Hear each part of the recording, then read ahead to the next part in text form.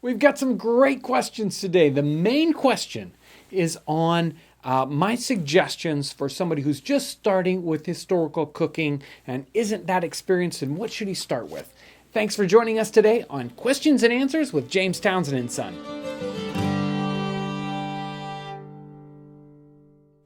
Here's a great question. This one's from Retro666 Future.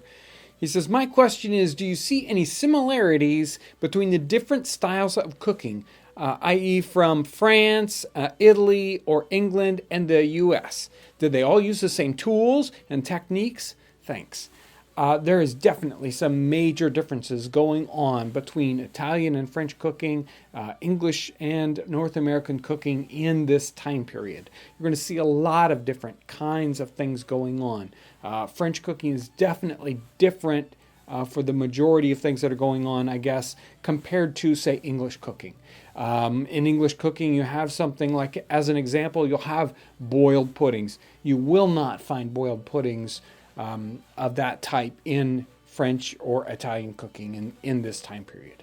And what's happening with North American cooking? Now that's a very tricky question to answer. Definitely you're getting a mix of some of these things going on. You have German, French, and English cooking styles being kind of melded together, along with Native American styles and different examples of food adaptations happening in North America. So yeah, you're going to see a lot of different things happening within all these different cultures, and even within the regions within those cultures. So some parts of England are going to do cooking one way, and then you'll go to a different part and you'll find completely different kinds of meals being prepared for the common people. Here's a question that came in on the Pound-A-Mate. This is Foker Plain. He says, what did the soldiers used to carry their meat? He's talking about when soldiers got their provisions, how did they carry them? The haversack that a soldier has in the 18th century, haver is actually a root for like oatmeal. So the haversack that a soldier has is a food bag, is one of the things that it's used for. But many times a soldier's meat provision is cooked right away. They're not necessarily taking these provisions for a long period of time and having to store them. They're usually cooking them up right away and eating them. Sometimes they're given provisions for several days at a time. Then it gets trickier.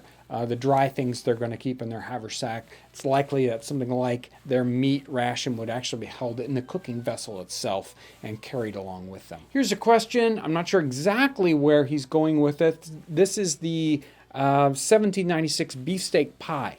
And the question is, Jacob Harris, he says, can you use orange peels instead of beef?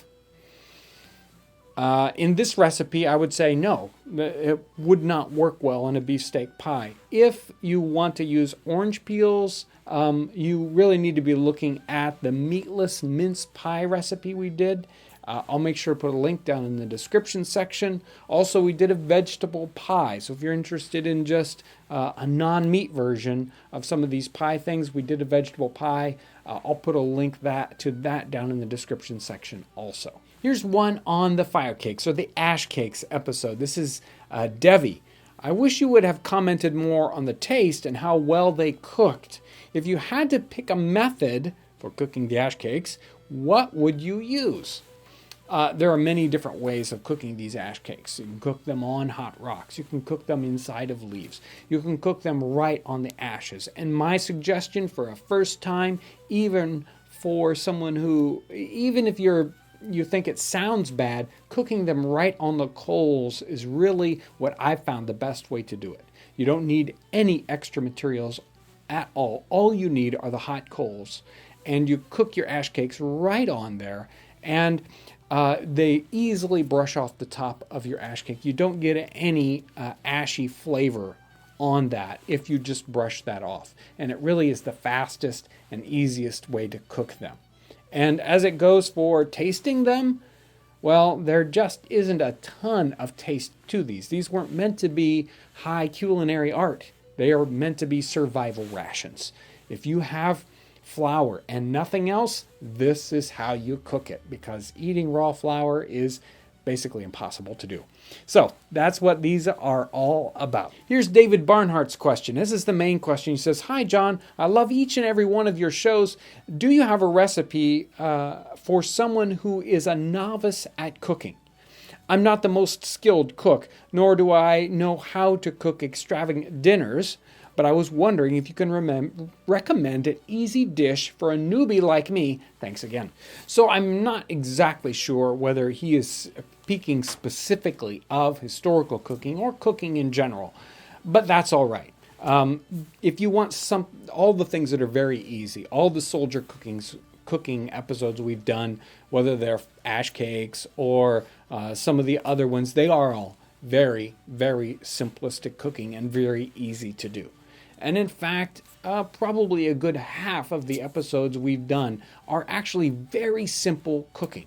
Something like the chicken pies that we've done, or the vegetable pies.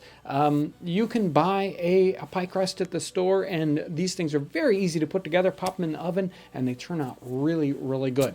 One of the very interesting ones to try would be something like the puddings in haste episode that we did. And these boil up and make a very, very interesting little boiled pudding. They're very easy to do, and along with their little pudding sauce, they are amazingly good. If you want another really simple period cooking thing, try any of the plain hasty puddings, the ones where you just stir the grains into the water. Very, very simple cooking. And also, for many of these episodes, we have the Savoring the Past .net blog, which has all these recipes, not all of them, but has many of the recipes, kind of really step-by-step methods to make it much easier for you to follow along, and the video right there in the blog post along with pictures. So for kind of more help with those, make sure to check out the SavoringThePast.net blog. And when it comes to getting started with cooking, we also have a series on just plain getting started with living history. It makes it much easier. We spent a lot of time kind of thinking through the process to make it much easier for people to get started with living history without spending a lot of time and not knowing exactly what they need to do. The Getting Started series has a series of emails along with a series of videos. This comes to you as a free thing that we offer. I will make sure to put a link there where you can opt in to the Getting Started course.